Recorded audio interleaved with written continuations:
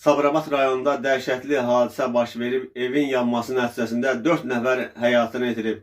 Bununla bağlı Fövqəladə Hallar Nazirliyi məlumat yayıb. İndi həmin məlumatla sizi tanış edirəm.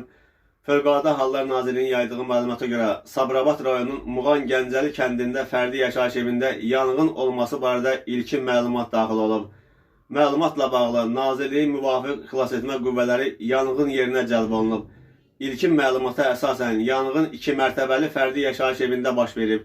Yanğının kəşfiyyatı zamanı 4 nəfərin meyidi aşkar edilib.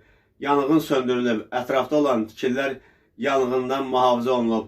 Bu arada yanğında həyatını itirən şəxslərin adları da məlum olub. Sabirabad rayonunun Muğan Gəncəli kənd sakini 1956-cı il təvəllüdlü İmanova Bahar Niyaz qızına məxsus ümumi sahəsi 240 kvadrat metr olan fərdi yaşayış evi yanıb. Məlumata görə hadisə zamanı ev sahibinin oğlu 1989-cu il təvəllüdlü İmanov Tural Ağasəfoğlu, gəlini 2002-ci il təvəllüdlü İmanova Safalı Qorxmaz qızı, nəvələri 2020-ci il təvəllüdlü İmansoy Osmanbəy Turaloğlu və 2024-cü il təvəllüdlü İmansoy Esma Tural qızı həyatlarını itiriblər.